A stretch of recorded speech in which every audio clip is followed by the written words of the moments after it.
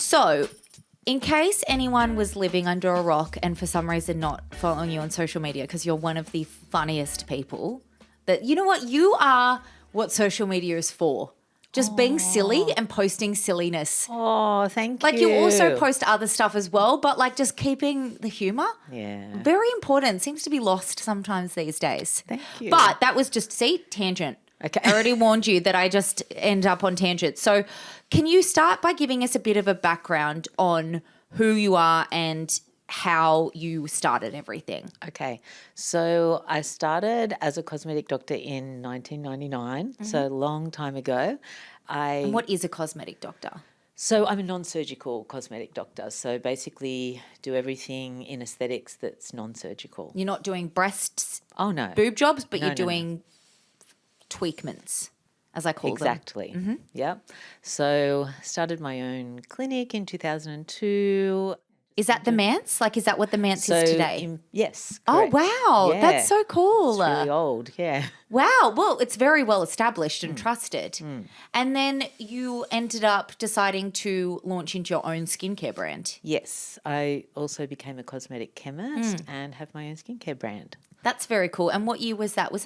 So we launched the brand 4 years ago. We just had our 4th birthday. Okay. I remember coming to one of the launch events at the Mance. It was Thank you for coming. It was so good. And I think that's when I was like, oh my God, I love that woman. She's so fabulous. Because you're wearing this really cool like pink track set.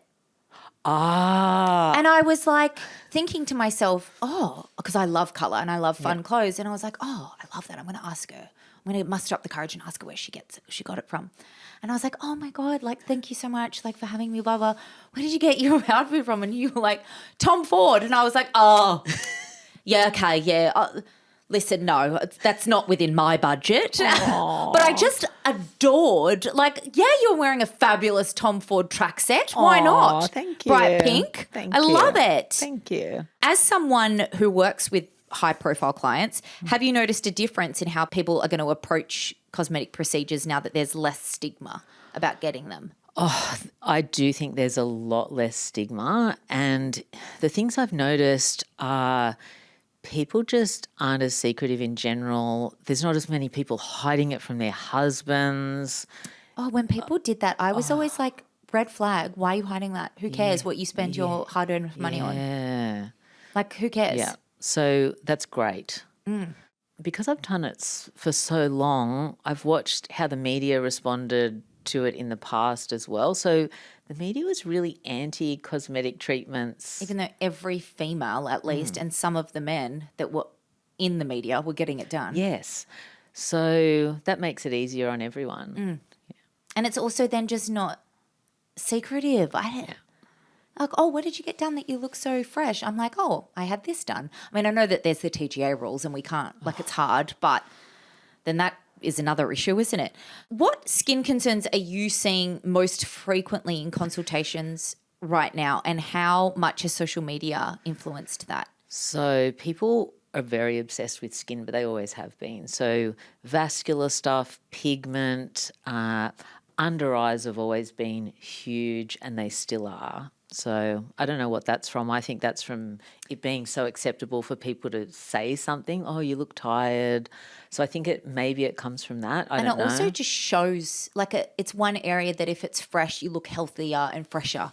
Yep. Whereas if you've had a really bad night's sleep or too many wines, you look grim. Or you just your under eyes are just like that as Yeah, well. that's the so thing. that's horrible for those people because people love to comment on it. So I think that's one of the big Oh, ones. you look tired. That's just my face. Yeah. Thank you so much. Yep. Yeah. So they're the main things. And what shifts have you seen in patient expectations over the past 5 to 10 years? Like, I would love to have been a fly on the wall 10 years ago, what people would have asked for. So I think I don't think it's getting better. Oh, okay. No. So I think there's the fakery in the before and afters is pretty awful. That's one good thing about Australia. The TGA, yes. It's one decent thing. We couldn't get away. What the international doctors and injectors do, it couldn't happen here. Yeah. And for anyone playing along at home and you don't know what we're talking about, it's when places will pop up a photo of before and after a specific treatment But the results are just like they choose, if they're posting it, they're choosing the most drastic, insanely incredible result that they've had. Plus, it's like generally it's really fluffed up. Like they might have had other things done. There might have been a little bit of retouching here or there. It's just, I never, ever believe before and afters. You can't. And the other thing is the celebrity stuff. So, Kris Jenner with a face app, Kiss Level 4, looked on as a facelift result. It's not. No, well, it's lighting, isn't it? And it's and everything else. And retouching and only being taken from certain angles. Like, if you look closely, it's not, she doesn't look like a 35-year-old the way that she does, well, how she likes to be presented, I guess. And there's so much misinformation floating around about cosmetic procedures on social media. What would you say are the biggest myths that you're constantly like, there's a few triggers for me. It's devices lifting. That's really an annoying one. Like when someone says that a device will lift. I haven't even seen that. Really? Oh. Okay, that's really common. Short threads lifting. I think short threads are amazing. They're so good for the skin, but do they lift? No. They're my two biggest triggers, I guess. Fair enough. I had short threads, is that PDO threads? Yes. My God, one of the most painful things I've ever done. A lot of bruising, but it's so nice for skin, and they're great, but just not if they're the expectation that you're going to have a mini facelift, basically. Correct. Yeah. For our listeners who are curious about any cosmetic procedures but maybe nervous about taking the plunge, what's your advice for finding the right practitioner? I would say don't look on Groupon. If you're getting a budget, someone that was like, you got a discount on someone with a needle on your face, like step away, sis. Yeah, no, that's great advice. I think it's really hard for us, actually. It's very hard. So we're not allowed to educate. We're not allowed to say what we do. It's very hard for patients right now in Australia. So, I can't even give great advice. Maybe the only advice I can give is you can see the clinics that are not being compliant with the regulations. So they're doing things like they're saying the price per unit, they're saying names, they're using... Still shooting before and afters or showing them? There's a debate about the before and afters. I'm not sure. I can't even work that one out. Using influencers for medical things, you just can't do that. Yep, testimonials, celebrity, that kind of thing. If they're doing that, they're just not compliant.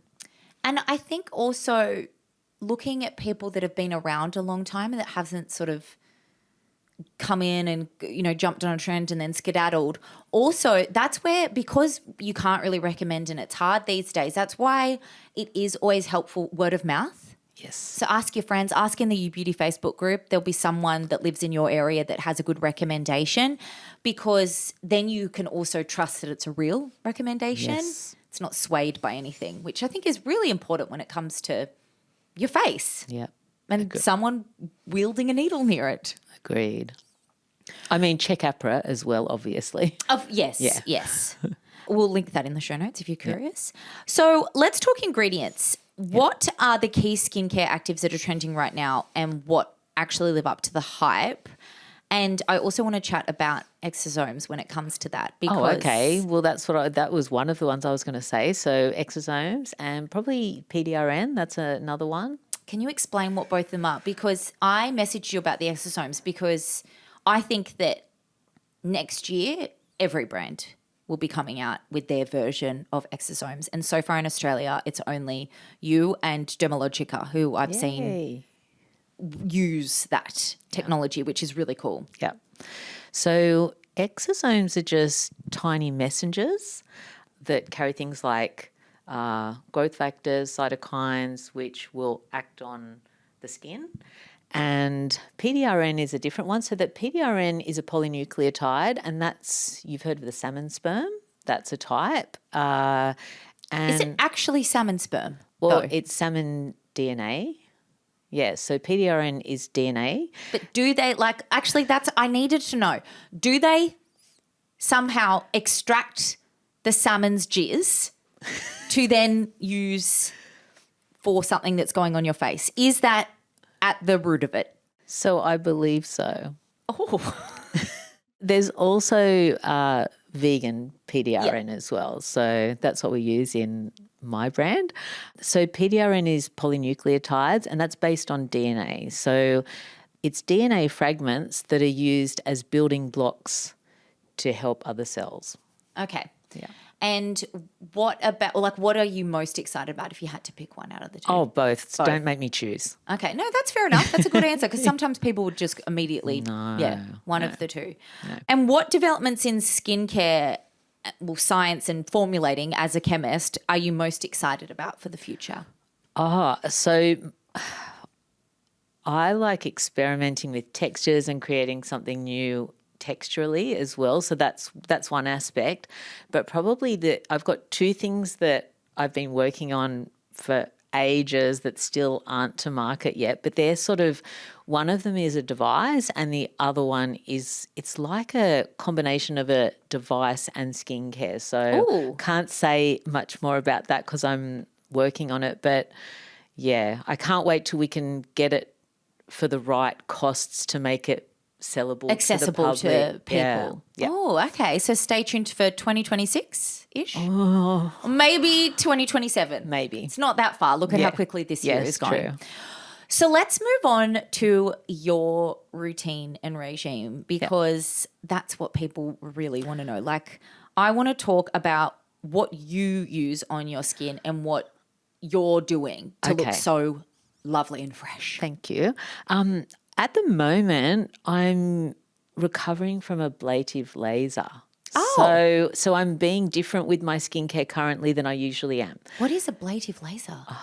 So it's quite an old-fashioned treatment. Is it one of those ones where your skin literally is? Yeah. So basically, I did a combination of ablative full field resurfacing, which is where you vaporize a layer of skin. Oh my God, that sounds painful. It's a bit painful, yes. And then I did a fractionated ablative laser over the top of it. So you go a bit deeper, but in a fractionated pattern. I love that you just guinea pig things. I try, but there's some things that I just You wouldn't do that one? It depends on downtime, how many needles are involved, how many, like I will put my face on the line to try lots of different things. It just depends. Okay. It's a little bit painful. It's okay. It's more the tedious recovery, which is wearing ointment on your face. That's the annoying bit. Yeah. Yeah. And how long do you have to do that for? So my downtime for that one was about 7 days, but then my skin's been really sensitive since I did that. And so I've just been really light with it. I've just used niacinamide, so my Let It Be, and a gentle cleanser and Mr. Exosome. That's it. Okay. Yeah. But usually your skincare... Usually I'm much more fussy and have a big routine. So using a porelation first, which is a toner. Then in the morning I'll use a vitamin C. Then I'll use a moisturiser and a sunscreen, of course. Then at night I'll do, what will I do at night? So I'll do a power cleanser. I'll do porelation again because I love that product. And then I'll use niacinamide, Let It Be.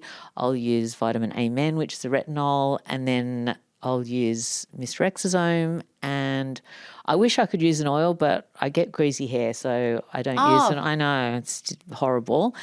Yeah, and then twice a week I do an overnight mask that's really powerful, so your skin is very different in the morning. Oh, I've tried your overnight mask. It's incredible. Thank you. What's it called, date night or something? It's called One Night Stand. One Night Stand. I knew it was something cheeky. I love that. Yes, and then I just do LED mask 3 times a week, 10 minutes. That's it. So you're good and diligent with that.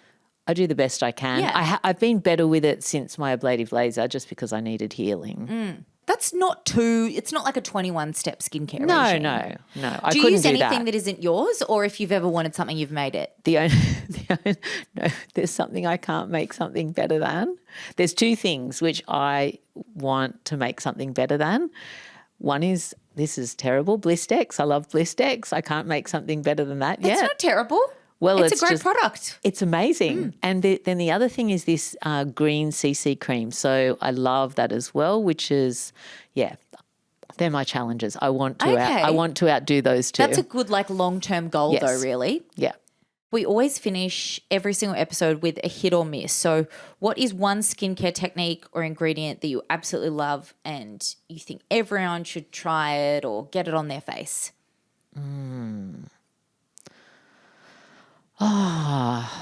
Probably it depends. Everyone's different. So I think if it was everyone, I would say Exosome, but Mr. Exosome. But if it's for non-sensitive people, a good retinol is important. And of course, sunscreen, everyone should be using that. And also oral nicotinamide for those who've had a history of skin cancer as well. What's that?